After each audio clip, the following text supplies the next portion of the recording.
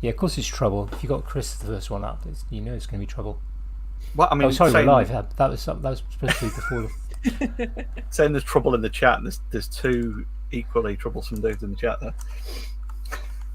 I would be disappointed if there weren't.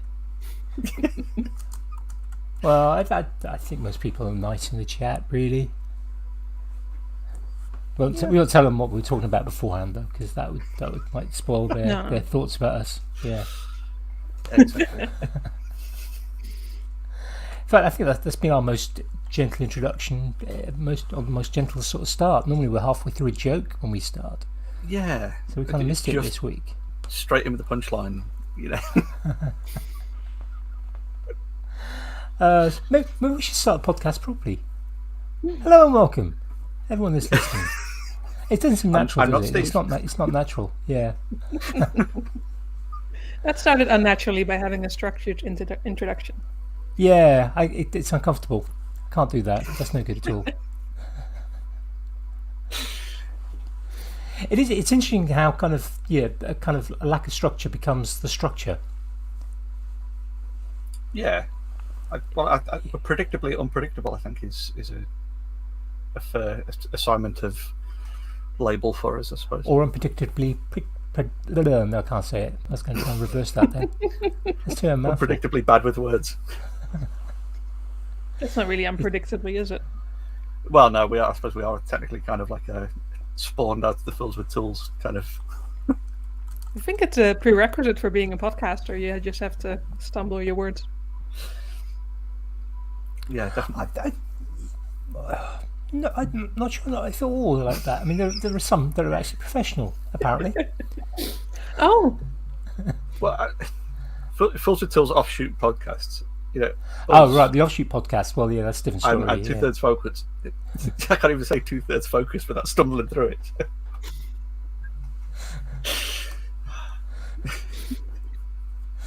Oh, well, what a good start, especially as we need to have a quick one today, so we're not lasting hours, because we know you're an hour ahead of us, mm-hmm. Ellen, and you've got a Monday ahead of you as well. So yeah, well, that's a good way to spend the Sunday night.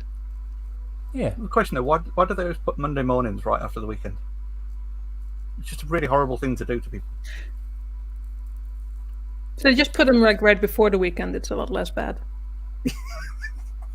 So if you can have a 3-day weekend, would you rather have the Friday, Saturday, Sunday, the Saturday, Sunday, Monday, or have actually a split weekend, so you have your Saturday, Sunday, and Tuesday, Wednesday, or Thursday?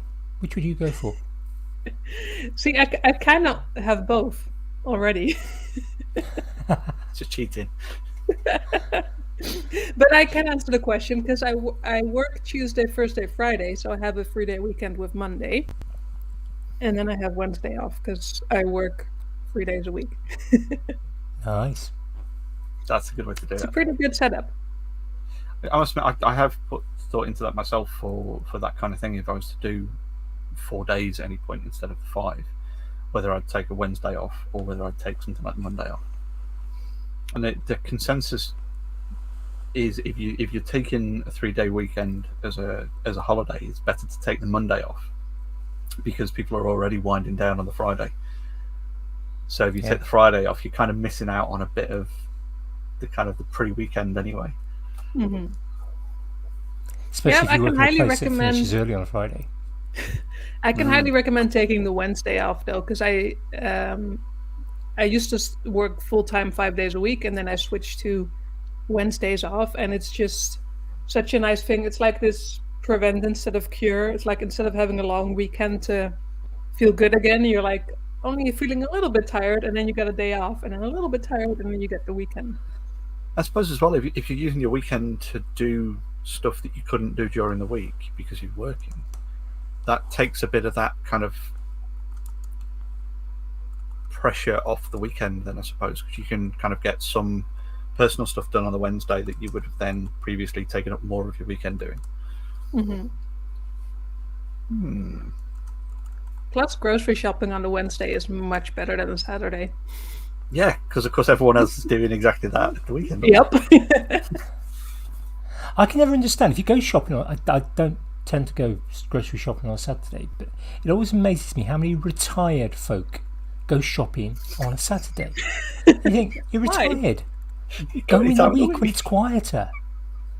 It's like, is it just so much routine that you want to go, or maybe they're just so busy doing stuff? They always did Saturday because that's what they always did. They spent 40 years of work, 40 years of work life going shopping on a Saturday because that's what they had to do. Maybe it is that habitual routine of go when all the people go, and or maybe just being around some people and getting some atmosphere. Like if you only go everywhere when it's super quiet, it can also be a bit boring. No, it sounds great to me. Especially supermarkets. I've once been in a supermarket in the US that are open 24 hours a day, and that's just so weird to me. Like you go grocery shopping at 11 in the evening and it's completely deserted, and it just feels like you're not supposed to be there. It is absolutely the best time to go. We've done that a few times where we've ended up going at like 1 o'clock in the morning, because it's just been we just happened to still be awake and thought, oh sorry, rather than going tomorrow, we'll go now. And it is, like you say, it is such a weird feeling because that's when all the shelves are getting restacked and everything's getting reset up. You sort of like dodging around like this big high rack cages, like yeah. But that's the problem if you go kind of the early hours of the morning. You've got to you're playing dodgems with the cages and the people stacking. And you're like, you can't. And again, that's being British. You kind of, there's that thing in supermarkets where you kind of you want some, I don't know, you want some mustard, and there's 50 different mustards to choose from. There's all the different varieties and there's the different brands for each variety as well. And it's like you want to just kind of peruse. You want to say, do I want a smooth mustard? Do I want a dark French mustard? Or do I want a Dijon? Do I want an English mustard? You gotta pick because you just want a selection of mustards. You know what you got at home, but you want some more. And you I want to peruse the mustard, but there's somebody already looking at them. And even before kind of pandemic, lockdown, COVID situation, it's like, well, I can't stand next to them, so you're kind of trying to peruse from kind of sort of 6 foot back, or you kind of you wait for you pretend to peruse the pickles instead, even though you actually want the mustard. That is so incredibly British. But the thing is straight away that you're going to be rushing their decision. Then they'll pick a mustard that they know, instead of picking a new one that they might have tried, they'll pick Old Faithful, and then they'll get home and they'll moan on a podcast about how someone was looking over their shoulder while they were just trying to buy some mustard. You know what's fun to do? If you see someone perusing like that, you walk straight in and you don't think about it. You pick one and you walk away. And then you look back, and very often you'll see them then picking the same one because you were so sure about it. It must be good. But that's not I've done that before. Social experiments can be fun. It's almost as fun as just putting random items in other people's trolleys and things.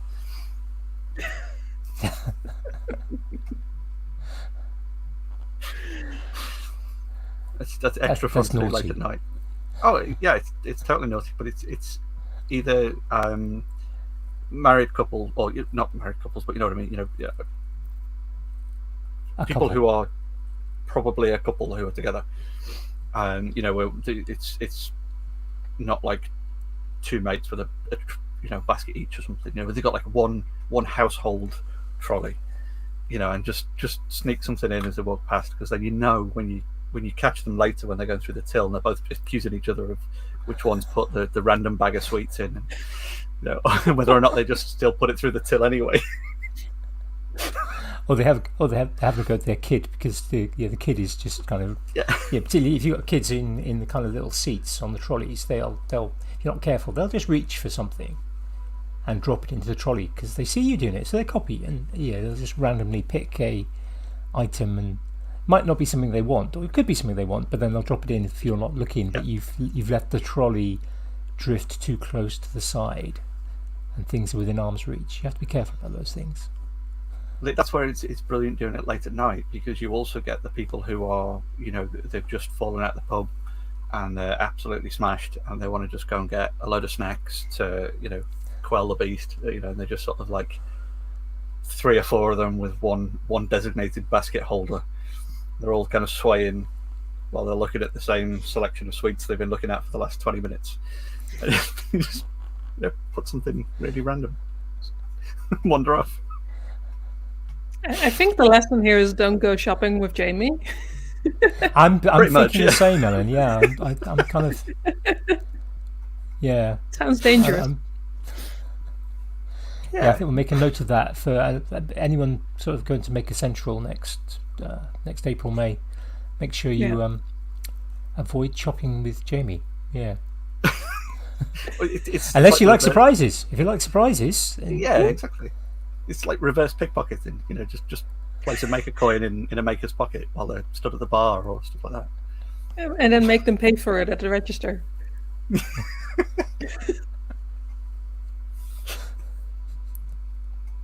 Well, I mean, got to get a reputation somehow, haven't I?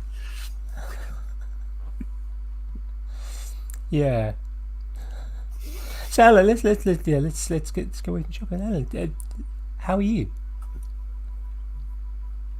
I am good. I've had a pretty busy week, and I have a busy week coming up. Even though I work 3 days a week, it's a busy job. I'll probably be putting in some extra hours because we have some deadlines coming up. But I'm doing all right. Good. Yeah, it's good to hang out with you guys. Yeah, it's good to. Doesn't happen that often, so. Yeah. Certainly not often enough. Are you hoping, talking to Maker Central as well, are you hoping to make it over to Maker Central this next year? I am definitely planning to. I mean, once again, we'll have to see what happens with the COVID things. But I'm vaccinated and hoping that to should go. get you in and out of the country, yeah. Yeah. I mean, last year it was a bit of, or this year, I guess, it was a bit of like, I couldn't get my vaccine on time, so I'm not sure if it's such a good idea, even if it does go through.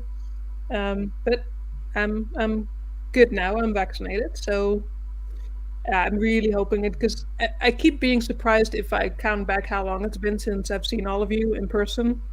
Yeah, it's been more than 2 years now, 2.5 years. It's insane.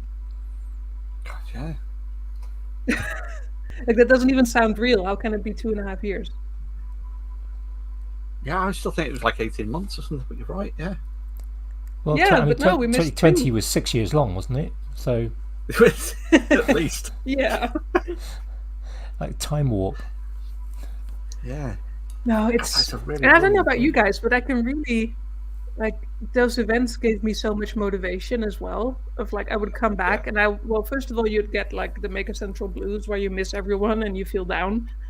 But then you would get this kick of like, oh, but we talked about so many cool things, and I want to do this and I want to do that, and I want to try all the things. And now it's been 2.5 years of just like, I think things like trying to motivate yourself. But those like Maker Central hugs and stuff give you like you say, you get that sort of Maker Central blues, but then you realise that we're all feeling the same, and there's that kind of like process that we all seem to go through where we go, oh my god, that's such an amazing event, it's got so much energy, so many thoughts, so many ideas, so many new connections, new friends, fantastic, but they're not all here. And then you go, but they're also feeling crap, so reach out, and then everyone starts coming back up again, and then you get that kind of burst of you get this burst of like, at least for me, the inspiration and like, I don't know, all the ideas, and you came up with good stuff, and you just want to do it all. And yeah, I've definitely been feeling that absence in that sense. Have you been finding go on, Andy. No, Jamie, you go ahead. Well, I was going to say that in the sort of the anticipation coming up to each time Maker Central's been, before it's been nudged, have you found you've been getting that kind of like anticipation vibe sort of thing of like, oh yeah, now I get to go and see my friends soon, and come up with new ideas, and then like the rug pull. Yep. It's gotten to the point now where, I mean, not to bring the mood down more than like, I'm trying not to even get excited about it anymore, because if it get cancelled again, then it's just gonna suck even more. Well, I think there's a need, and there's been some chat, which is kind of stalled. But I think at some point, perhaps after Christmas, that chat might be a chat that needs to get reignited about maybe trying to organise something that isn't Maker Central, that isn't as big as Maker Central, but it's more about kind of mutual friends getting together and doing some making together.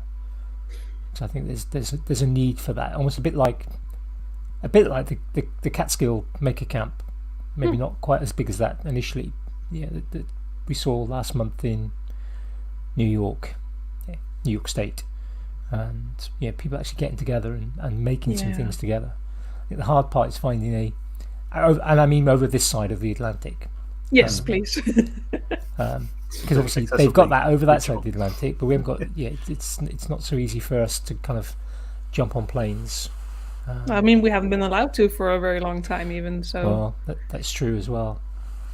So it'd be nice to kind of do something like that. It's like watching. In a way, I'd been kind of sort of watching. You probably wouldn't have seen it, Alan, but Average Joe was until week before last on Britain's Best Woodworker. Oh, he's not in anymore. No, sorry, spoilers if anyone's. He's posted it on his Instagram, but that's how I haven't seen the show, but I've seen his Instagram posts, and it's looking really cool. It's a great show. It's set in kind of Glanask Estate in South Wales, which is this amazing kind of valley with sort of lots of trees and river. It's quite a wide valley. It's just such a gorgeous place, and they've got this sort of cabin and some tents out there. And it's just like a bit of me's been kind of wondering. I wonder if they kind of keep that up all year round now. Like, is that just really temporary? Maybe. yeah. Can we come camping? Because trying to find somewhere where you can there's lots of places where you can actually kind of hire in a place even for kind of 30, 40, 50 people isn't that difficult. Hiring a place for 30, 40, 50 people where you can kind of have some anvils and a forge and a pole lathe or some electric lathes inside, that's a tad harder. See, we're all just going to have a sewing event, because you can bring a sewing machine anywhere. That's true. I can bring my my hand crank one as well. That's for the one visual listeners up there as well. Like, we don't even need power. We can just it's super tiny. Yeah, it's super tiny. It doesn't work right now. I have to fix it up. But it's actually a toy, but it's made of solid steel and it works. Toys back in the day, it's like, oh, you want to have a toy sewing machine, and we'll make it out of cast iron and make it functional, so you can. I like toys that are properly functional. As a kid, I used to get really frustrated by you'd get, I don't know, a pair of binoculars, toy binoculars, and they wouldn't magnify. Like, what's the I'm point? just going to go around pretending that I'm seeing things closer through this. Like, no. Not like it's complicated. Just pop some lenses in there. Yeah, do it properly. Poor quality lenses. Doesn't matter if it's a toy one, but at least make it magnify a little bit. I was like, no, can I just use the real ones, please? Because they actually work. Like tools. You don't necessarily want to give a small child, 4 or 5 year old kind of razor sharp Japanese pull saw. To use kind of unsupervised, so I can kind of understand sort of toddlers having kind of something made of plastic that they can just pretend with. Once you get kind of pre-teen and things, like I want the tools to actually be proper tools that work. So if you're going to have the tools, okay, you might need to supervise with some of them, but supervise with them. If they're going to do something, make something together. It's not a problem. Or don't allow them to use the tools when they kind of might take apart something they shouldn't be taking apart. Or that's where but that's half the fun, isn't it? Exactly that. I was going to say that's where you can just give them just the real tools. Maybe not a table saw, or a chainsaw or something, but a set of screwdrivers and some old technologies. That's pretty much how I got going. This thing's broken. Do you want to play with it? pull it apart and see how it ticks. Yeah, I mean, it's the best way of learning and the best way of finding out how to do something. Why pretend with some things? Not that I kept it up, as Ellen knows from the Fools with School or the Fool Schools thing we did during the lockdown. I learned to knit when I think I was 10 when I learned to knit. Yeah, actually sort of knitted things then, but then I forgot. I kind of stopped when I was kind of 11 and didn't do it again till I was kind of 50. So a little bit rusty. Well, it's getting time to wear your hat again. Yeah. You need to remake it as well, Andy, because then you can get that second level of practice. Yes. Well, the problem is, like a lot of other fellow makers, there are just so many things that I actually want to do. Yeah, the number of sort of projects to start. In our conservatory, we've got piles of boxes. There's one for lino cutting, there's another one for sculpting and clay work, and you kind of think, that's what I want to do. That's what I want to do. That's what I want to do, and you just kind of I use it mostly as a standing desk anyway, but my desk behind me, I can't actually put my legs underneath because there's just boxes of 3D printing stuff, electronics, all sorts of things just underneath. Just because that's the place to store things. Surely the best thing you could do then, if it's going to be tackling something perhaps new, surely the best thing you could do is go for a really, really massive first project. Like a 12-seater dining table at a friend's workshop or something, perhaps. Yeah. That's the way I tend to go. Yeah. that was one of those kind of like Steve-esque Segway-ish type things there. Yeah. I mean... Smooth. And of course it becomes a segue by drawing attention to the fact that it's a Segway, naming it as such. And then you have to do the full... Yeah, spiel. of course. Yeah. No, but that is how I tend to roll. I tend to be like, I want to try something new, what is very difficult, and then I have to learn all the things. Yeah. It's not for everyone, but... Has it ever gone completely wrong, that approach? I mean, define wrong, because have I ever had to start over 5 times in a row? Yes. But I'm not sure if that's wrong, that's learning. No, exactly. It's like... Maybe I was in over my head, but like if I get there in the end, even though I have to start over 6 times and I could have done it, like I could have had a more structured step-by-step learning process. I tend to like setting high goals and then using that as motivation. Like the first like proper garment I made on the sewing machine was a jacket with lining. And jackets are not easy to make. No. And then to add lining as well. It's like, that was unnecessary. I could have finished it without it. But no, I wanted to like play origami with fabric, because like figuring out how to attach lining to a jacket so that you can turn it inside out and it all looks good. I think I had to do that at least 4 times. Yeah. Because you have to attach like the sleeves to each other. And then you have to be able to turn the jacket inside out with the sleeves already attached, but the rest not attached yet. And it is I still, like, if I have to do it again, I will have to figure it out all over again. You can just rewatch your video from last time. Yeah, well, I actually do that sometimes. I'm like, how did I... Wait, I've done this before, haven't I? I should know how to do this, but I don't. But I remember, like, unpicking that several times because then, okay, now I know how to do it, and I've stitched it in places like, no, this doesn't, okay, just undo it again. But I don't know, for my brain that seems to work better than just like, okay, I'm gonna do something simple and then I'm gonna make it a bit harder and a bit harder. It's like, no, I'm just gonna... Well, it's something that I really admire, that way of approaching projects, because I tend to be quite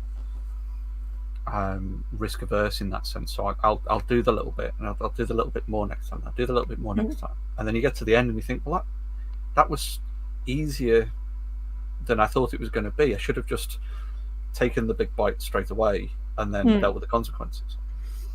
And I know, like, some people will take that big bite and it goes wrong, and then they don't recognize when it would have been a good idea to start over again. So, you know, my daughter's very much like that. She'll go straight in for, like, what's the biggest goal? That's what I'm tackling. And that perseverance and that tenacity is something that, like, I want to be like that when I grow up, you know, sort of thing of, like, to be less risk averse and to be able to just kind of go, sod it, I'm going to go straight in for the, you know, I'm going to do it all the way, sort of thing. It's something I've got a lot of admiration for. I mean, I'm not sure if one way is better than the other, because it really depends on your personality. Like, I tend to just become very stubborn, and I was like, I'm gonna figure this out no matter what, and I will start over again 6 times. But a lot of people would be like, well, this is too hard, I'm gonna quit. And after starting over 2 times, they'll be like, I'm done, I never want to try it again. And then it's much smarter to start slow and, like, take your steps and enjoy it and not get frustrated. So it's very personal, I guess. And I just tend to, like, once I bite into something, I'm not gonna let go until I'm done. But that's just it's not always a good quality, but that's just personally me. So it works for me to say, like, yeah, my first woodworking project is going to be a 12-seater picnic table, because that's how I motivate myself.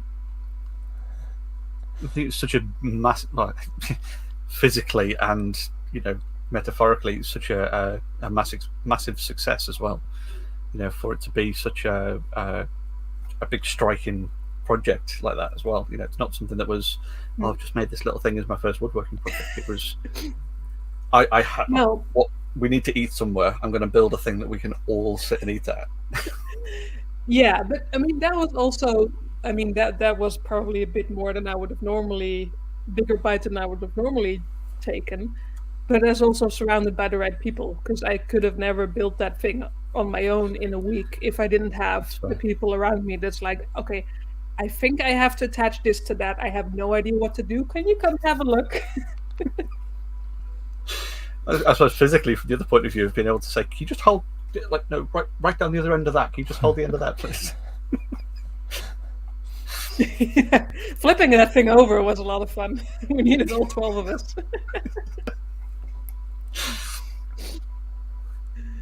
Yeah. I suppose we should explain for anyone who hasn't seen the video that was your first woodworking project, was to make a 12-seater picnic table for a massive group of friends, basically. Yeah. Also, first time I'd ever used a planer, because it was untreated, unplaned wood. So I actually had to figure out how a planer worked, and like, these boards, I first time I used a table saw, and these boards were 4 meters long. So I needed 2 other people to hold the other end while I pushed them through the table saw. It was a little bit insane, but in the best way. Yeah, that can be a bit. I actually think running a table saw with somebody else, particularly, it can be particularly scary, because you're not just relying on your own interaction with the table saw, but you've also got to factor in the other people and the table saw as well. And it was they've all scary experienced because- makers, so Yeah, I less mean, of a they knew what problem. they were doing, thankfully. But it was scary because, you know, these boards were incredibly heavy. Like, I could barely lift one of these boards by myself. And then they're very thick, and then you have to push them through the table saw while keeping them pushed against the fence and trying to get some sort of grip on it. So they were very difficult to handle, and then trying to, that was the scariest thing of that build. But it was good to have some experienced people to to help me out there. To yelp and stop you when you're about to do something unsafe. Yeah, no. But it must, having I mean, even if I completed did, that, I was just saying, having completed that, did that then give you much more confidence when you did some of the other projects Like your room divider, for example. Yeah, absolutely. I was like, well, I figured that one out, and that had like angles and just the math. Like it took me a whole morning to plan out how the legs were going to work on the picnic table because of all the angles and the supports. It's like, well, okay, I managed to figure that out. So a room divider with just squares and 90-degree angles. Like, okay. And it's sort of why I like It's sort of why I like doing the hard thing first, because after that everything seems easy. That was exactly what I was just about to say. Now everything must seem easy, but does it also seem like simple and mundane as well as being easy? No. I mean, it seems easy in the sense that I know I can figure it out. Like when I made my camping boxes, like my camping kitchen, like those were not complicated, but like trying to figure out how to put the hinges on that took me an entire day. Because it's like with sewing, like the upside down and backwards thing, because you need to carve the recess with a chisel so that it actually closes when. There's one of them, the first one I made, it has like 3 places where I glued a piece of wood back in and started over. Apprentice marks. Yeah.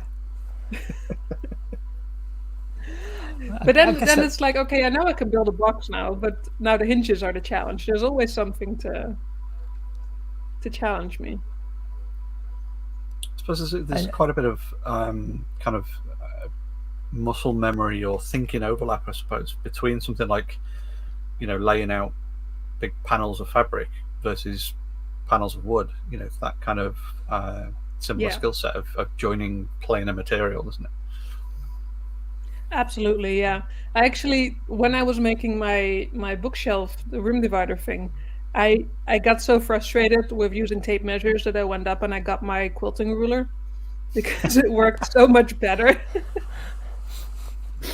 It's just like I need to draw parallel lines at certain distances, and I just need my transparent big quilting ruler so I can. That's so much easier. It's the familiarity of the tools, then, isn't it? There's no rule book anywhere that says you have to use this only for this, other than sewing scissors, of course, or fabric scissors rather. But yeah, there's no rule to say that you can't use a measuring device for just that and not for this.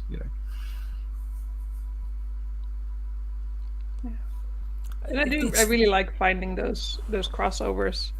And I had this discussion with Alex Pohl from the Forge when he taught me, I guess 3 years ago now, to use the power hammer in his workshop. Yeah. He said, like, you seem to have a feeling for it. And I was like, yes, because it's like operating a sewing machine.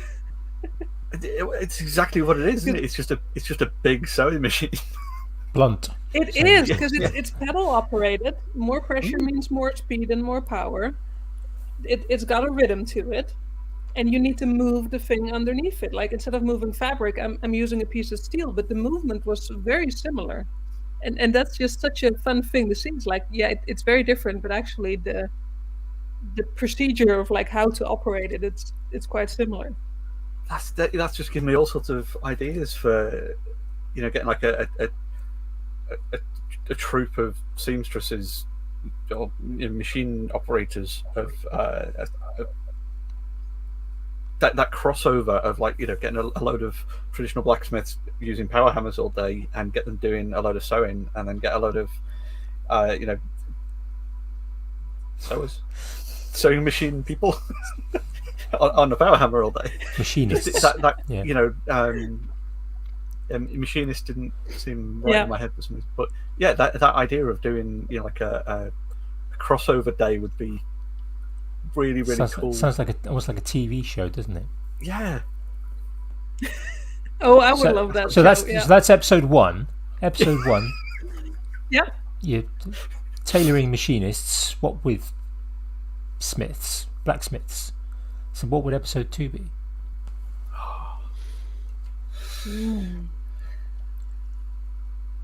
Yeah, that's. I think we're gonna end up figuring out a full TV pitch here, aren't we? I mean, I would just want to shuffle all the things, and the more opposing, the better. The blacksmiths and the sewing machines is an obvious one because of the rhythms being so similar. But even if they're not, it's like, well, people talk about this, like making is making, and there's a lot of crossover.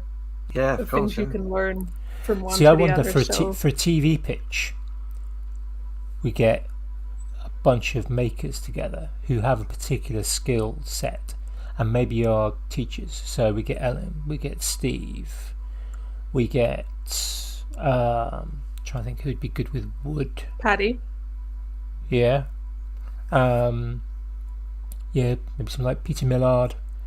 We get people who are kind of good teachers with a particular emphasis, but maybe do other things, and then put them into a group setting where you kind of have you have your sort of maybe 10 people, and over 10 episodes, one of them, each episode is one of them teaching the others to do their particular thing and seeing what they can bring to it.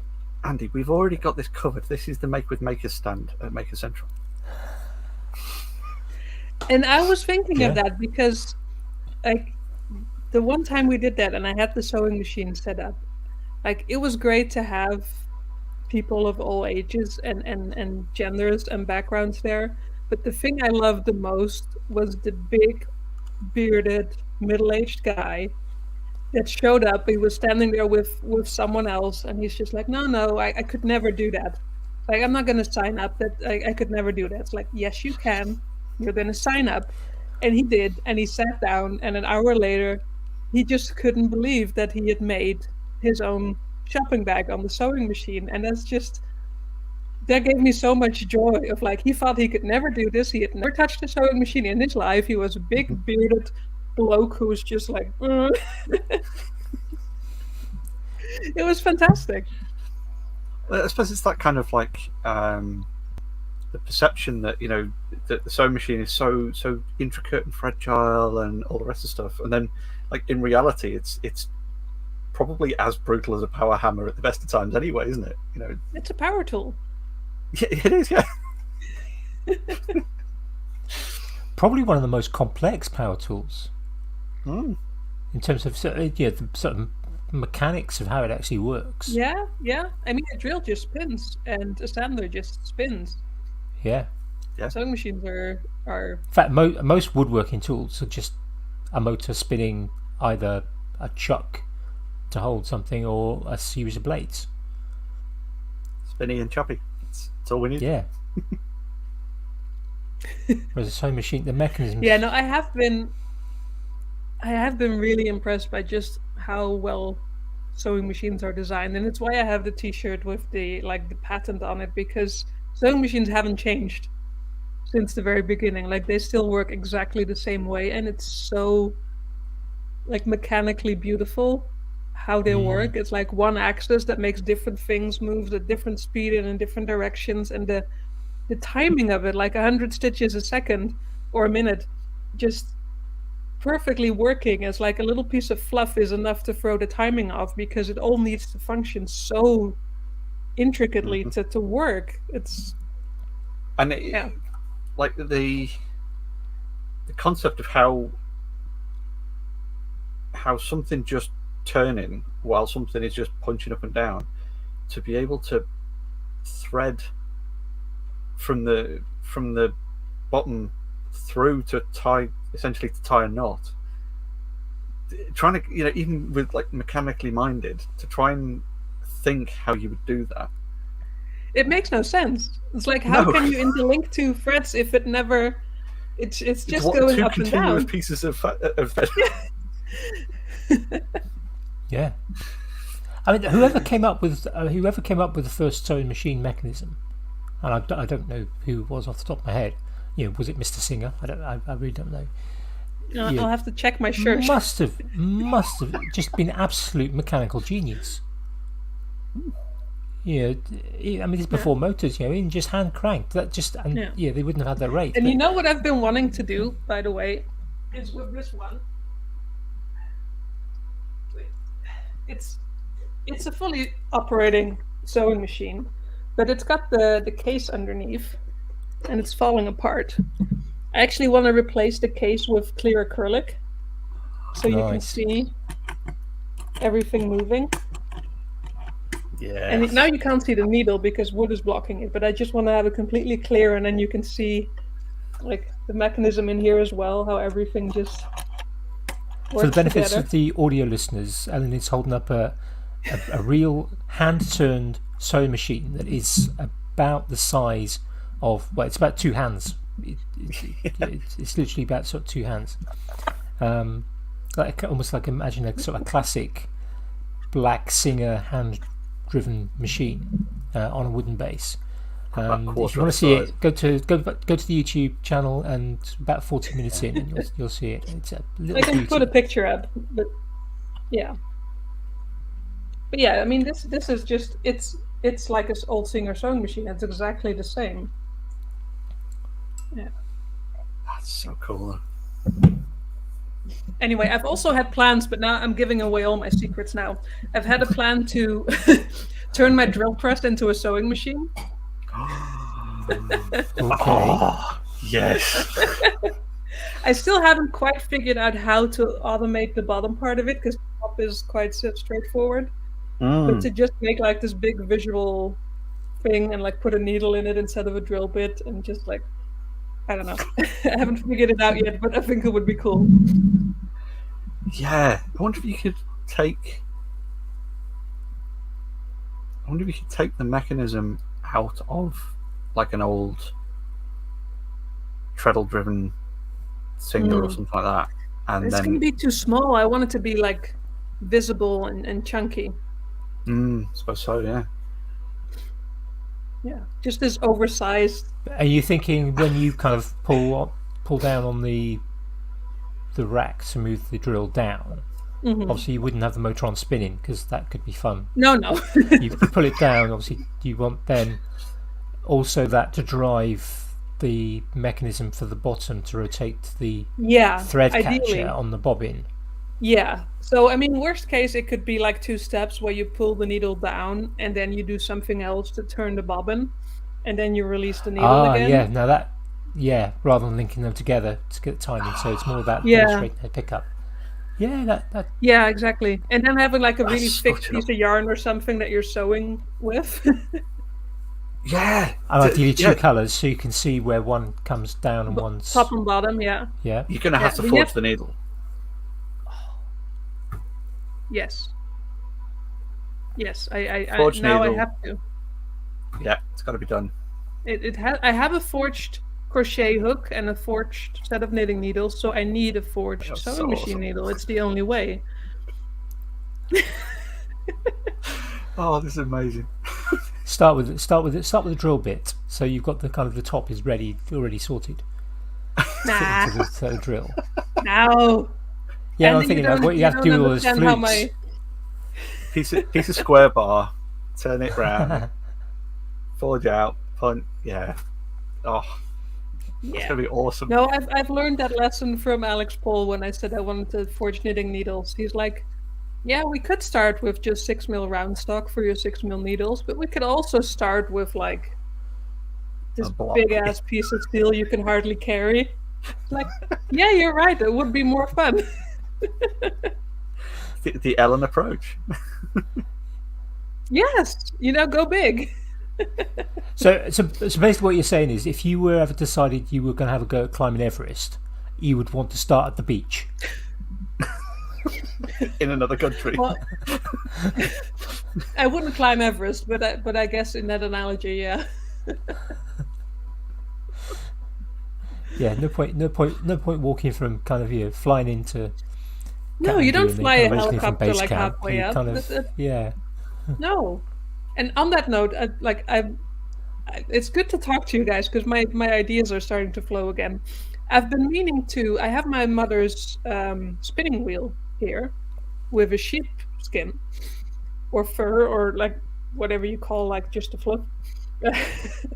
And so I've been meaning to teach myself how to spin yarn so I can then turn the wool into yarn that I can then use to knit a sweater. Yeah. Nice. And then I have at one point talked to Animal Trades that she should teach me how to shear her alpacas at some point. Because then I can take it another step further. Oh, yeah, but so you've already done steel wool. Yeah. So maybe you could do. Because you can get like a copper wool.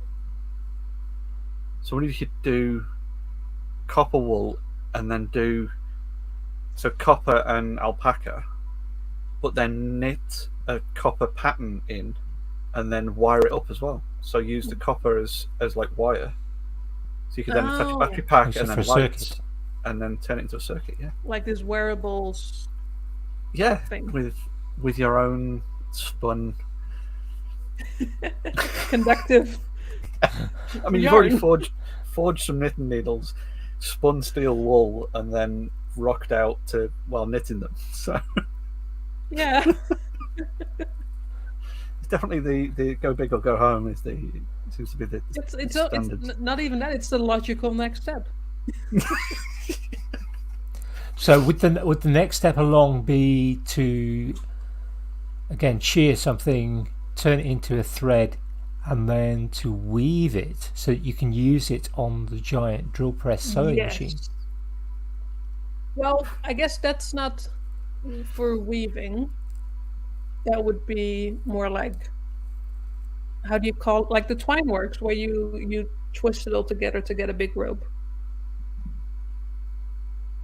That would be more for that. But I do want to weave, and I have my mind set on whenever I have my future dream house with a little room for every single craft in the world, I want to have a castle. Yeah. a proper. Yeah, that would be nice. I want to have a loom, and a proper one that you can sit in, like the big thing. So then, yeah, I can have my alpacas, I can shear them, I can turn it into thread, put it on the loom, and then make fabric, and then sew it into something. Fantastic. I would like that. I mean, that is Fabulous. Yeah. yeah. I mean, I don't know when I'm going to sleep, but it is something I would like to do. I don't think it's something that's necessarily like I'm going to make all my clothes that way as much as I would like to, because I don't think there's enough time in my life to actually consistently do that. But I want to try it, and I want to do it and be like, yeah, I can do that if I want to. Yeah. I mean, I think most maker stuff is like intend to do it once, maybe twice, and then move on to a completely different project. Yes. Normally about 3/4 of the way through the previous one. Well, is that just me? Yeah. I mean, also, I tend to have like a minimum of 6 projects going at once, because like it depends what I'm in the mood for. Because they're all so different. It's like, well, today I feel like sewing, and tomorrow I feel like woodworking, and then the day after I feel like knitting. So I can't just have one project, because then... Yeah, absolutely. Yeah. You need some you can have that variety. glue drying on one, or... Yeah. So what have you got a woodworking project on the go at the moment, or is that just as an example? I just finished my bed frame. Nice. Ooh. Yeah. I've been living here for a year and a half, and I never had a bed frame. I just had like slats on the ground with a mattress on top. Because maybe you remember, like when I moved in here, I had nothing, and I either built or like bought stuff from the flea market and things like that to slowly fill it. And the main thing I was still missing was a bed frame, but it was never high priority because it worked. It's fine. With slats on the ground. Mattress on the floor. Yeah, it's fine. Yeah. Like, I live on my own. I can do what I want. But then a couple weeks ago, like a month ago or something, someone offered me a laser cutter. Like a big one, like a 50-watt laser cutter. Ooh. Nice. And I didn't have anywhere to put it. Because I live quite small, and like everything is filled to the brim with tools and fabric and everything already. So I was like, you know what? If I build a very tall bed, Mm-hmm. I can just put it underneath. Put the laser underneath, yeah. Yeah, so that's what I did. So I just finished Brilliant. the very tall bed. Yeah. When do you get the laser? Hmm? When do you get the laser then? Oh, I already had it. It's been sitting on my kitchen table until I finished the bed. Perfect. I mean, I joke about it, but it's like the benefit of living alone. Like, I don't have to ask anyone if I can put a laser in my kitchen for 3 weeks because That's true. I don't Have all mind. of your Has all of your food had your logo etched into the top of it now? All my toast and just everything. No, I'm still learning how to use Perfectly it. uniform toast. Just fine tuning the settings of like, no, I need like 5% power more to get that perfect toastiness. Oh, now I want to try bread in a laser. See what it does. Well, I someone's saw done it, right? I saw a video a few days ago where somebody was cutting a pizza with a laser, which, from talking to other people at the sort of time, they suggest that cutting a pizza with a laser, yes, you can do it, but it's going to taste pretty awful. Awful, yeah. Because essentially you're burning your way through. But I'm thinking toast is essentially mildly burnt bread. Yep. So if you get your settings right, so you're not just completely obliterating it, would it actually taste okay? Well, you're not think putting I've You're not seen trying to cut someone- through it. You're just trying to kind of. Yeah, you're not putting anything onto the bread other than photons. So you're not introducing anything other than just. And you're not actually cutting it, so you're not igniting it. You're just trying to get the top surface. I'm pretty sure I've seen someone like etch a picture onto toast with a laser. I'm not sure how it tasted, but it looked good. Do we know anyone recently who's recently been given any laser engravers to test out who might be in the chat?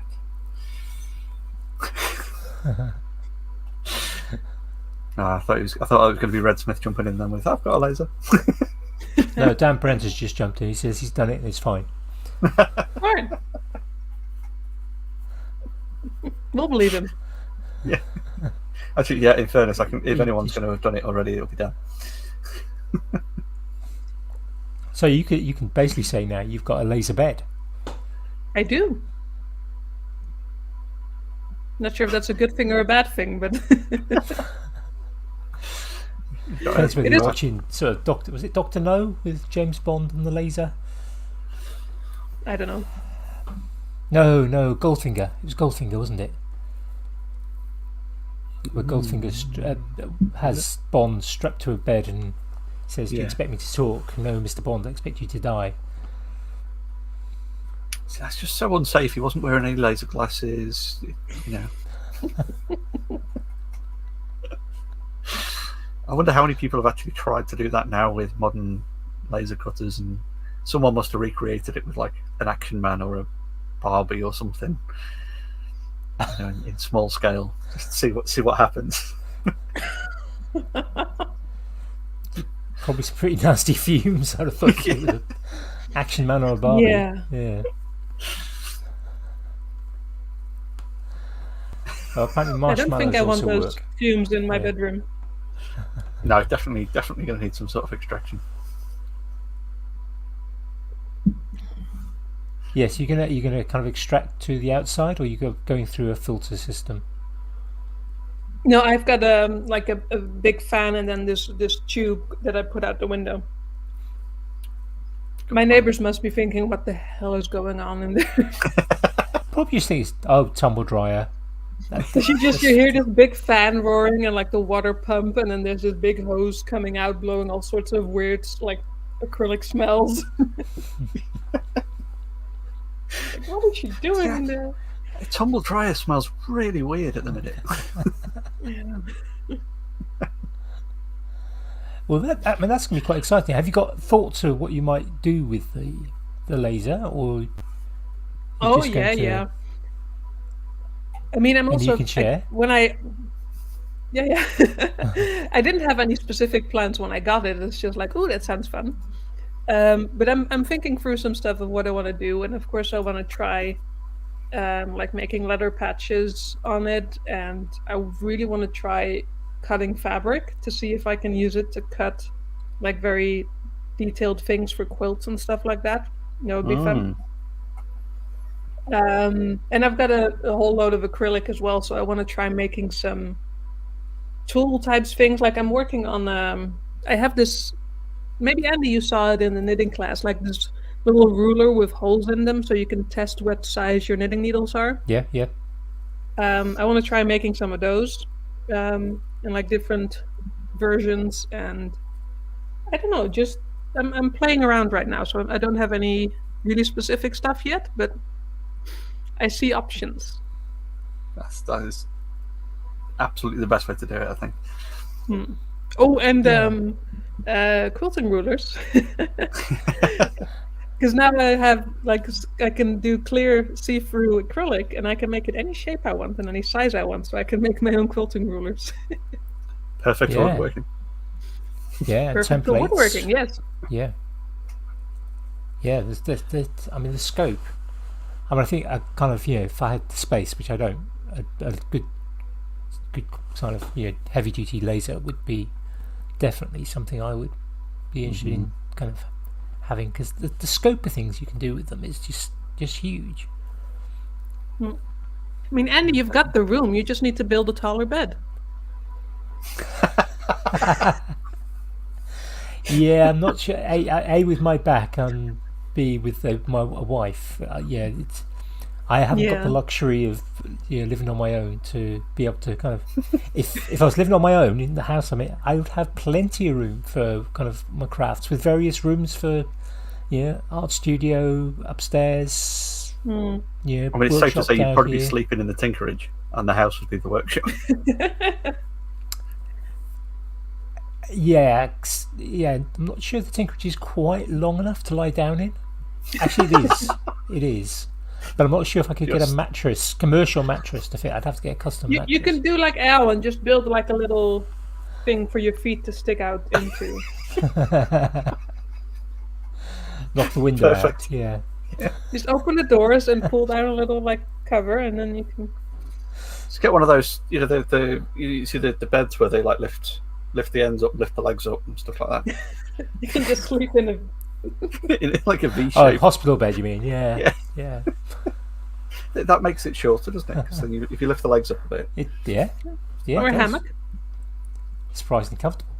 Well, actually, I mean, to be honest, a good couch with a nice recliner in it, nice electric recliner, that does the job. So yeah, I just have to keep one room as a kind of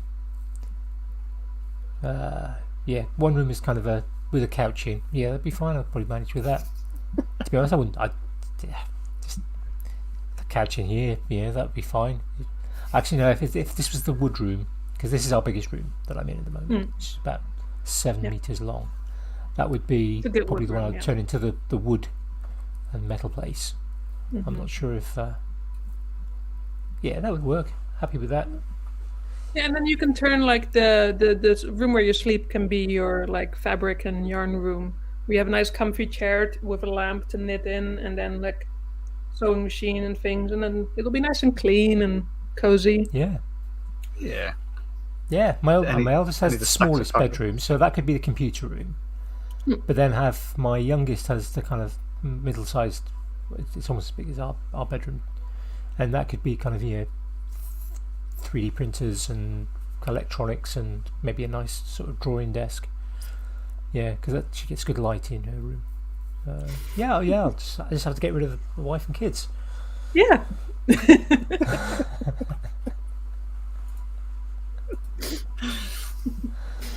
I mean, I'm baffled by this this need to do the computer room in the smallest room. Because surely, if you have a bigger room, you could fill it with more computer stuff. More screens, you mean? Yeah. I could definitely fill more wall space in here. To be honest, I could perhaps use that, because talking of high beds, that actually has a high bed in. underneath is my eldest's desk. So it's more a desk with a bed rather than a bed with a desk. So that was a and the desk extends the entire length of the bed, so it goes underneath. It's not as wide as the bed, so when you're actually sitting at the desk you are underneath the bed, but the width of the desk is the length. Yeah, I reckon I've probably got about a bed's worth of screen real estate set up at the minute. just overlapping into a corner and then part of walls. So yeah, I could probably do full sort of 2.2 meter kind of wall space of screens, as long as I've got the height as well. I'd have to have quite a high bed. So see, that would well, you are quite tall, so I mean that, yeah, the smallest room therefore would work. Yeah. If it's just, I mean, that's just a computer, not because you've also got on your desk your 3D printers and things. Yeah. Plural, yeah. So that would be that'd be in another room with their own computers. Yeah, okay, that works. That works.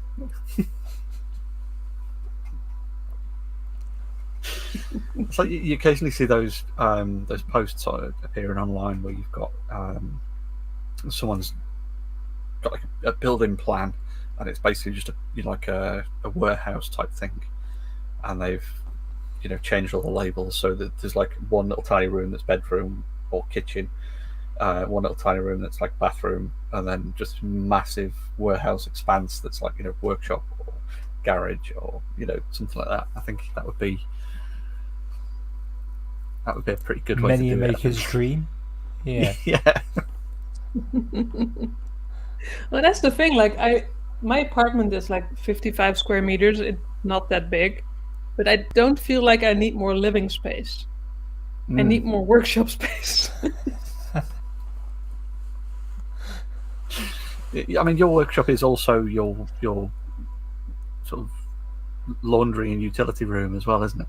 Yeah, and then half my bedroom is my sewing area, and now my bed is and my your laser. Yeah. So Yeah.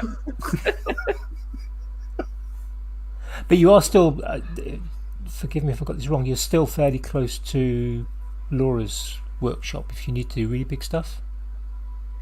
yeah, I mean, I still live in that area. I don't really go over there anymore. I don't work there anymore. So I've sort of just doing things on my own place now. That's been fine in the summer because I have a bit of garden space. So I actually just put a makeshift Nice. workbench You just look outside outside. and was just working in the garden. That was perfect. Nice.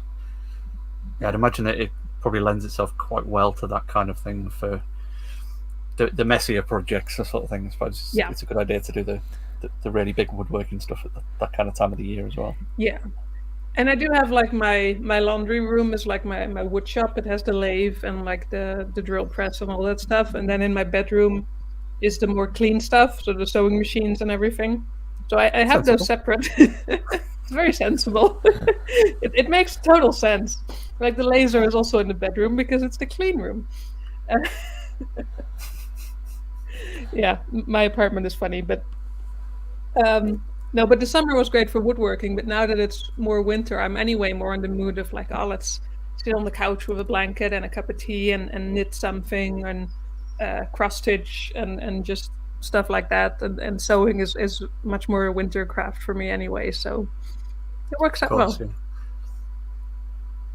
A seasonality of crafts is I mean, I guess in some ways it's essential, isn't it? You haven't got the space to. I'm in a similar situation. Not much room in the tinkerage, so kind of if I am needing to do kind of projects, they tend to have to be done really in the spring, summer, when the weather is better and warmer, rather than trying to do them because I have to work outside, rather than kind of through the winter. Yeah, it's a useful thing. And that's just something about like 25-degree weather and sunshine. I'm just not in the mood to knit mittens.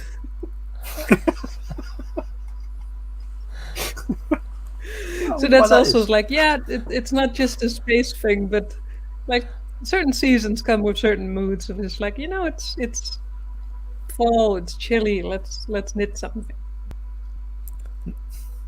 Get a log fire going. Perfect for sort of knitting a hat and mittens for later in the season when the snow's coming. Yeah. I suppose there's not really much summertime knitwear, is there? Not really. No.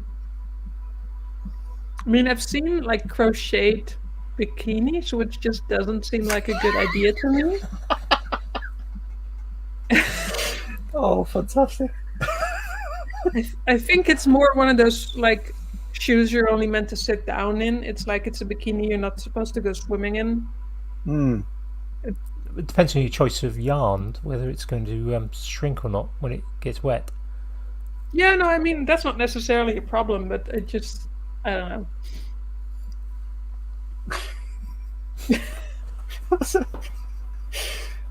I mean, certainly in the, I think my sister still has it. In the 60s, my mother crocheted I'm not sure it would be called a dress, but it was long enough to be a dress, but I think it was kind of more of a sort of jacket style. So it was kind of sort of knee length, and it was the thing to wear in the kind of sort of 60s. It was almost like a sort of full length jacket, but it certainly wasn't a winter wear because literally because it's crocheted. I mean, there's the holes you can put your finger through. Yeah. So kind of much more of a kind of sort of fashion knit. I think that's kind of, I guess like a lot of things, isn't it? It depends on how you do it and kind of what would be appropriate. I mean, knitwear tends to be thought of as warm wear because we tend to think of sort of jumpers, scarves, hats, mittens. Yeah. No, but yeah, you can do very open, lacy stuff with both knitting and crochet, but yeah, I don't know. I'm more of the like if I knit, I'm gonna make like warm socks or a scarf. Something cozy.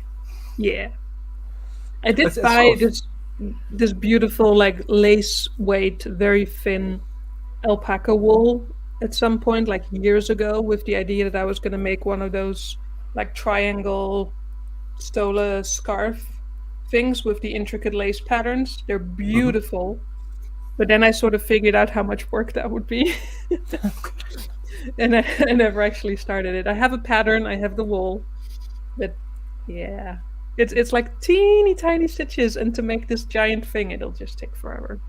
Well, I was going to say something like you say, like socks or hats or mittens or things like that. When it's a perfect sort of reward at the end of it, then, isn't it? When you've spent all that time to make it, and then you get to put the thing on and feel the benefit of the thing you've just made. Yeah. Really and it might take like a week. It's not going to take 6 months. Yeah, exactly. Yeah, longer term projects tend to. I think some people like really long term projects. Again, it's sort of harping back to something we discussed earlier, that kind of idea of personality. Whether you bite off, I'm just going to dive straight in and make a huge table, or I'm going to start by making a bird box, to get into kind of woodworking. Yeah, that idea. I think some people relish the idea of a project that's going to take 6, 12, 18, 24 months before they're going to see it finished. But other people kind of need, if it's going to take me more than a week, I'm not interested. And I definitely like the shorter time span stuff.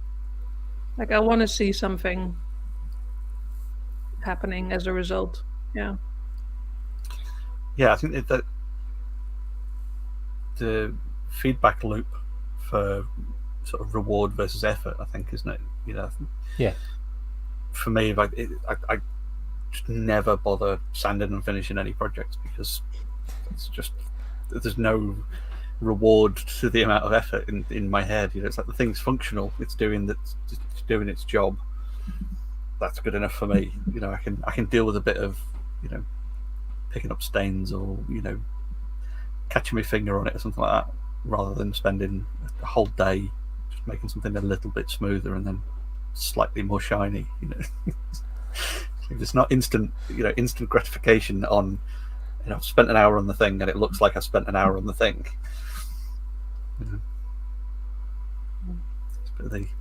That's two different things for me. It's like I will want to do it like perfectly, at least the first time. Like I will spend the time sanding and putting the finish on it and like raising the grain and then sanding again, just to have gone through it and to know what it does. And then maybe next time it's like, nah, that wasn't worth it.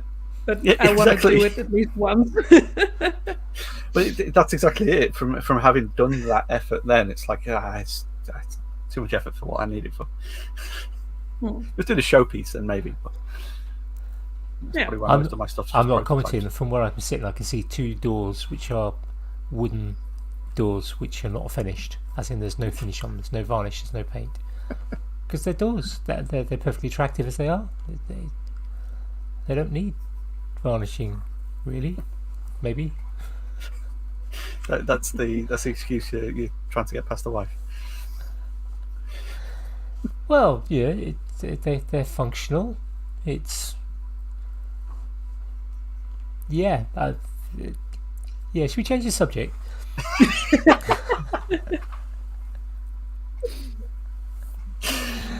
But it's funny because I can also really enjoy doing just the like sanding and cleaning and things like that. Like this, I have this old cabinet that was my grandmother's, and like it's got painted 6 times over the years, and just like scraping the paint off of it and making it pretty again can also be quite satisfying. Yeah, I can definitely see. I think that sort of goes back to the thing, though, isn't it? Is you can see straight away the result of your efforts. That kind of that dopamine hit of like taking that big scrape through and seeing the paint come off, and it's like it's looking pretty. It's looking, that you can see results straight away, as opposed to just right. Well, I'm on my 3rd grit of sandpaper on this big flat surface. It just doesn't do it for me. Yeah. No. I think it depends what I'm sanding. When it comes to sanding, it depends what it is. If it's a big piece of plywood or something for a set of shelves, sanding, not that interested. But if I'm carving something, and let's say I'm making a spoon, and you're sanding it to 400 or 600 grit maybe, and you've got a nice bit of hardwood, maybe some yew or something, and it's just so smooth. So for me, that's very very satisfying, and I like doing that. But give me something that's, at some point I need to we've got wooden worktops in our kitchen, and they've been down a few years now, and ideally I need to sand down and apply some fresh finish, because it's just where water's got absorbed in a few places, and just sanding it down, starting the sort of finish from scratch would be the best thing for it. But I don't really fancy doing that at all. It's not appealing, because I'm not going to be taking that to a glass smooth finish, and it's going to be a lot of work getting stuff off there. It'll be a day or so without the tops being usable, because it would be a fair bit of work.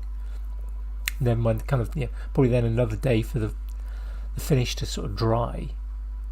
It's like not really wanting to do that. That's not so interesting. But give me a nice piece of carved wood, nice bit of hardwood, and try and get that smooth. Yeah, I'm happy with that.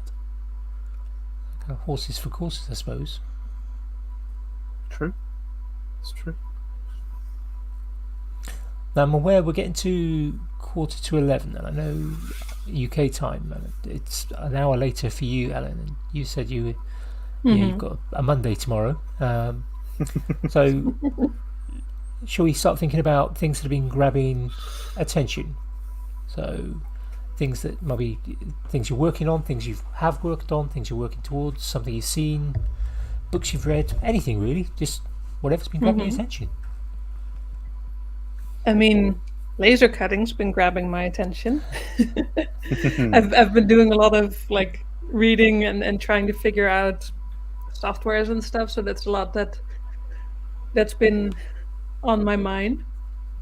But on a very different side of the spectrum, I've been very much inspired by certain people working on cars. So I've also bought myself what's it called, a Haynes manual, for my for my car. Fantastic. And I've been doing some car maintenance, and it is both very satisfying and very, very annoying.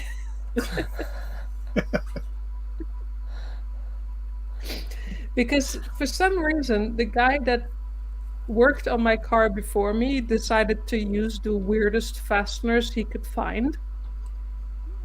So I had to replace part of it, and I had the whole thing screwed apart, and like I have the new part, and it came with bolts and nuts, and it's just like, okay, I got the tools to deal with that. And I take like 6 other parts out of the way to get to the thing I want to replace. And he's used these like tube nuts that go all the way over the bolt, and then they have an internal 12-point star to get it off of the bolt. And it's like, why? Spline fasteners, I think. And it's not like one of those Torx things either, and it's not small. Like I had to go out and try to track down this specific like 10 mil 12 spline thing to put on my ratchet. It's like, why? Must have just been like a big bag of bolts, and he dropped the original one or something. Cars can be annoying like that. When you think, oh, this is simple, and you look at the manual, and the manual says, whether it's changing the light bulb on my wife's car a few weeks ago. It's like, right, all I have to do is take 2 screws out, then move the light unit to the middle of the car slightly and lift one corner. It will pop out, remove the electrical connections, then the whole unit will be there for me to kind of open up, change the bulb, reverse process to put it back in. That's what the kind of the car manual said. Well, that's easy enough to do. It's like 2 hours of half an hour of trying to just wriggle the kind of the unit out after taking the nut out, the bolt out, because that only took a few seconds. And it's like, how does this actually come out? It doesn't come out. And okay, eventually get that out, and then it's like, right, now I've got to take off the waterproof seal, and the bulb that is supposed to be underneath the waterproof seal isn't actually directly in line with it to be able to reach it. It's kind of at an angle because there's another bulb, and you've kind of then got to work in a gap that's about 6 centimeters across to reach through to get a connector off. And I kind of wish we'd gone somewhere to get somebody to do it. It'd been worth the problem is, if you're trying to remove the light from the car, what you probably needed to do is to remove the car from the light. I did it the wrong way around. Yeah. Always make that mistake. Start unbolting things from the bumper. It's been very frustrating in that sense, but it is also quite satisfying to like. I changed my spark plug the other week, and I was like, nice. I did that. It seems like everything you do, you need another special tool for it.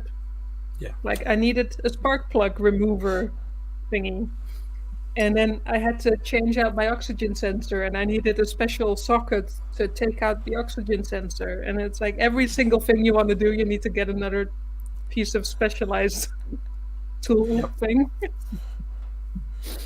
I think automotive is probably worse than kind of woodworking for specialist tools, I think. Yeah, because they're all like one-job tools. Like they only do one thing, and you can't do it without that one thing. And quite often they're different between the manufacturers as well. So you get one for one breed of car, and then you change your car a few years down the line and try and do the same job, but it doesn't fit because it's for that previous car. And all right, so that's it. I'm never getting another car again. I'm just building everything. I've got the manual. I've got the slowly building up the tools. Nope, I'm done. You have to change and maintain everything then. Yeah. keep the same car and just keep it alive for as long as you can. Yeah. And then when the kind of law changes and you have to get rid of the internal combustion engine, then do an electric vehicle conversion on it. EV conversion, yeah. So at least then the kind of the running mechanism, the other things, the suspension, you'll still be able to do. Yeah. And that would make a great video. Yeah. I'm sure one of our maker friends will have come up with some kind of bolt-in conversion kit by then, knowing how many ridiculous. Or to be fair, it might even be your next learning project, Alan. Yeah, just dive in the deep end. I want to make my car more efficient. I think I'll just figure out how to convert it to an electric vehicle. Yeah, I think that might be like a little bit too far of like a. So you do have some limits about what projects you'll take I do on. have a limit. Yeah. Yeah. There's some sense to the madness, a little bit.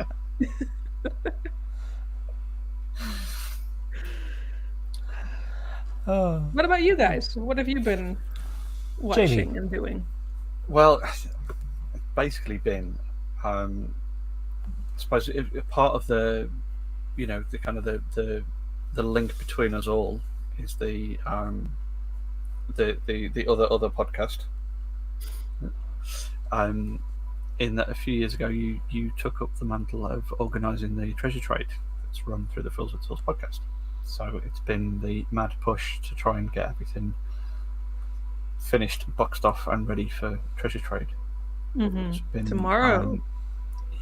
So mine is ready to post. Postage is collecting. They're collecting it from me tomorrow, so all good. It's the most organised I've been in the 3 years I've been doing it. Three, 4. This is the 4th, I think. This is the 4th. Yeah. Mm. So yeah, in the 4 years I I've missed been the first year. Actually on time for getting it done. So that's the main thing. But we had a trip out to Birmingham yesterday. It's a birthday weekend in the family, so it's we sort of went out for a bit of a trip, a bit of a explore, and those Christmas markets and some of the shops and stuff like that. So it was. What was it like being around people again?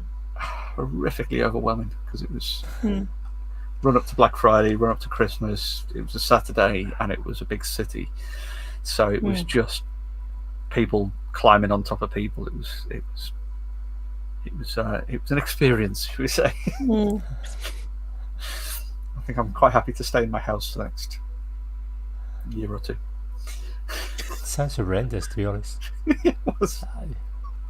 It was good being there, but yeah, trying to navigate through some of the busy areas was emotionally challenging, should we say? How about you, Andy? What's been well, there's obviously the treasure trade as well. Yesterday, I mentioned this last week, but yesterday was the virtual craft fair. So I caught a few of those yesterday. So I'd certainly recommend catching up with some of those. There was excellent talk by James from Molten Make about kind of some of the science behind sort of super beer, nerdy talk, things like that, which is really cool. Andy Berkey did some bit of gold leaf work. That was good. And I didn't catch. I think I caught a few others. Heidi with pottery. A little bit of turning at one point. Can't remember who that was. It was Wayne Woodturner, I think. I managed to dip into. I didn't watch anyone all the way through yesterday, but I did manage to sort of dip into quite a few. And it's always nice kind of seeing these things because you're seeing somebody generally that's passionate about their subject, and it's really enjoyable. Although I'd avoid Franco Noche's food one if you're hungry, because I was watching that. I think it was 10 o'clock UK time in the evening. I started watching that. It was like his stomach was starting to rumble as he's making these kind of paninis with lots of cold meats and a variety of vegetables in them, and it's just like it's almost self-inflicted torture. But if you again, it's not just about kind of, oh look, he's making that. He's explaining kind of the way that Italian sandwiches might be made and where they would be, and also kind of the cultural aspects of it as well. So it's really quite fascinating. I mean, when Heidi was talking about kind of the clays and the different types of clays, it's just it's a really you learn a enjoyable lot, thing. and because one of the good things, you can get them live. Because if you've got a question, you can ask it, and there's a good chance that actually because there's that interaction, that you'll get kind of a response. So there'll be another one in January, I believe. I think they're doing them every 2 months, so I don't know who's going to be on that. So definitely worth catching up with some of those. And today I caught up with, there was I know he's been doing it, but I haven't watched any of them. There was kind of almost like a final episode from Pask Makes. He's been making giant gears, giant cogs out of plywood, and making them look like they're made of cast iron and metal. And it's just nice. It's brilliant. I think some of the earlier ones kind of go into the detail of how he's doing it. You can see enough in this one to kind of get a good idea, but more detail in the other ones. And literally, he made a variety of different shapes to link kind of one to a propeller that he made a while back. So literally, sort of turning one goes through 3 or 4 cogs, a nice little sort of drive chain, to then kind of the propeller going round on the wall. So it's just a nice kind of roundup type thing. It's very much. It's almost like kind of Frank Howarth type videos where you kind of you're seeing something come together and fitting the point there. So I kind of recommend that as one to watch. Frank Howarth did drop a pretty good video today actually as well. I saw he dropped one, but I didn't get to watch it. It was about a light. Doing some light kitchen fittings. light. Yeah, so not to throw spoilers in, but he used some photos of the moon, and then took essentially a bump map from those photos to make a pattern of slots to make this kind of like undulated light fitting. It's a really, really cool concept. It's a typical Frank Howarth, just beautifully executed and a really, really intelligent sort of project that you go, oh, I'd never do that. That kind of thing. His videos are phenomenal, aren't they? I can't imagine how many hours goes into making them. Particularly for those who haven't seen some of his stop motion videos. I don't know if this one's a stop motion videos, but he did several years ago. He did several videos that basically looked like his workshop was making objects on its own without any kind of human input, just by sort of stop go animation, and they're just absolutely phenomenal production, phenomenal amount of work as well. Certainly recommend those as things to sort of go and look at. I'm just thinking now, was it him that made the globe as well? Yes. Like the segmented globe that he then turned on the lathe. That thing was absolutely gorgeous. Yeah. It's just phenomenally talented. Yeah. Yeah, and that horrible workshop. Yeah, it's just how he does it with all that space and. It's a pretty special workshop, isn't it? Yeah. It is. But he doesn't have a laser under his bed, so is it really a proper workshop? Does he even have a laser? Does he even have a laser? I don't think he does, actually. I don't know. But does he He's have got a a giant washing machine in his workshop? It's a good point. Mm. It's a good point. No, I don't think so. Yeah, that's lacking. Yeah. I've got a tumble dryer in my workshop. Well, there you go. I've got a kitchen sink. Well, it's an old kitchen sink, so I have a sink. I have a sink in my workshop. That's actually nice. Yeah. Although a washing machine is actually really good, like workspace height for a pillar drill. For a It pillar works drill, quite well. Yep. Is the pillar drill directly on the washing machine? Yes, the drill and the scroll saw. Do they not bounce off when you're No, it's heavy on enough. high spin? I would imagine they've got a significant amount of mass anyway. Trying to use the scroll saw and that kind of. Well, top tip: I don't use them at the same time. You outsmarted us there, Ellen. Yeah, I felt this. Just imagine trying to do really intricate scroll sawing when you've put like a pair of trainers in the washing machine on a fast spin or something. Maybe it'll give like a nice artsy effect to it. Yeah. Random texturing. Like, how did you do this? This is such a special technique. Well, you're gonna need a washing machine, a pair of sneakers. Oh, fantastic! Bit like one of those. I can't remember where I saw it now. I saw something. I want to see the instructables right up for that now. Yeah. Something. Oh, I cannot remember what it was, but it was somebody trying to cook, and there was somebody else who had a button. When they pressed the button, the cook was getting he had like a TENS machine on or something. He was getting electric shock. So he was trying to cook something. I can't remember. It was some sort of pranking type. No, it wasn't a prank, as in he didn't know, but it was some sort of kind of one of those comedy thing, or whether it was kind of an experimental. How much can you do if you're getting electric shock? It was a bit like that, isn't it? How well can you? It'd be a challenge for Britain's best woodworker. They've got these kind of challenge things. It's like I think there might be some safety issues in that. Yeah, scroll sawing on the washing machine as it's done. Well, and you said about the whole thing with the TENS machine, the White Rabbit project that was, it was the MythBusters guys, not Jamie and Adam, but the build team. Carrie and Tori. Tori and Grant. Yeah. So they, Carrie and Tori did a particular. Well, it was Carrie's experiment that she sort of dragged Tori into, but it was about control, like muscle control and things. So they had some sensors rigged up to pick her muscle inputs up, and then rigged Tori up to a TENS machine, and then they had a fancy meal. So every time she moved one of the muscles, it would twitch the muscle for him. So when he's then trying to eat, or like he went to go and take a drink, like a glass of wine, and she just like tensed her arm, and it tensed his arm.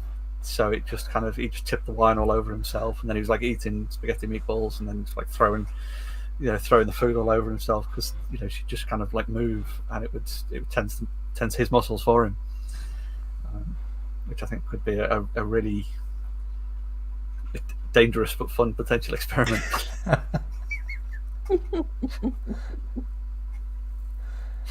Well, yeah, I mean, yeah. I think I've mentioned before. I've certainly mentioned this to somebody in the last couple of weeks. I almost broke an arm once demonstrating a Van de Graaff generator. The school I was at, we just bought a new one, and I was used to the old one, which took ages to charge up. And so we bought this new one, which had an electric motor on it, which didn't take ages to charge up. So while I was waiting my usual amount of time and sort of talking to the students about how it worked and what we were looking for doing, and I was kind of waving my arms around because that's what I do when I talk, or certainly when I teach. And I happened to kind of move my arm the way I was standing in such a way that I didn't even touch it. I was probably a good 30 or 40 centimeters away, but it was so well charged and the conditions, atmospheric conditions, so right. I discharged it through my arm, but because of the angle of my arm at the time, it was almost like somebody was doing Aikido on me and twisted my arm away. And when the kids thought it was fantastic and said, "Can we do that again, sir?" Well, I'm trying to I'm literally thinking, crikey, that really hurt. Trying not to kind of sort of give the way that it really, really, really did hurt. And it was like, and the kids were just like, "Yeah, go on." The joys of teaching, yeah. Right, we've gone over the hour and a half that we said we kind of sort of aimed for. Ellen, where can people find you? Where's the best places for people to sort of see your work and Seeing as find we out haven't about properly introduced you. Hi, I'm Ellen. No, Instagram is the place you'll find me most these days.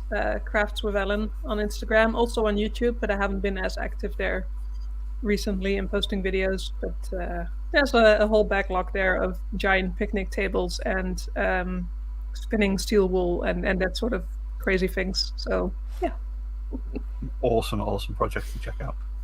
Yeah, well, I'll definitely link the table one in the show notes for people to find that, and the channel link is already there as well. So yeah, I mean, fantastic. if nothing else, that would give anyone who hasn't found you yet, would give them at least a good idea of what we've been talking about tonight. Of your kind of tenacity of just going, it's great, straight to the top. Yeah, I also quite like the idea of like when people ask me, so what do you mostly do? It's like, well, I do quite a lot of sewing. And then it's like, oh, can I see one of your videos? It's like, yeah, here's me making a 12-people picnic table. Which also kind of describes me well. It's like, yeah. Yeah. Fantastic. Well, thank you very much for joining us, Ellen. It's been a long overdue catch-up, I think. Thank you for having me. It's been good to talk and just, sort of meet up virtually. I hope we get to do it again in person soon. Definitely. Yes. Definitely. And if not, in virtually again. Yeah, at maybe the very virtually least. again before Maker Central. I think this. Yeah, probably. Let's hope so. I mean, it's fair to say you'll be back on here. I would love to. I would love to. I have to say, I really enjoyed your episode you did with all the girls together. That was a really good show. Yeah, thank you. Yeah, that was good, and there'll be others like that. Yeah, obviously most of our episodes are just having a waffle with friends and kind of not necessarily talking about making, but just kind of literally just waffling with friends, but having those kind of episodes where we kind of maybe have a few people in and maybe hit a more serious topic. So the next one will be 30, which will be the last one before Christmas, and that will be art versus craft. Ooh, the So that's age-old going to be debate. good. We've got Andy Berkey, Steve House, Bauer. Ali from Kiki Faye, and there's somebody else, Dave Bauer. Almost forgot your day, sorry. Nice. So yeah, You got to Dave get Bauer. through together there. That'll be a good chat. So Dave is on before that as a guest. Yes. Next week we've got Vincent Ferrari. In fact, I think it might be Vincent and then Dave Bauer, the next two. So a couple of Americans. You are correct. Yeah. And then it goes really downhill from there. So Rasmus on after that. We've got to get we've got to get the requisite Rasmus insult in. Yeah, I mean, we can't hang up before you do that. Yeah.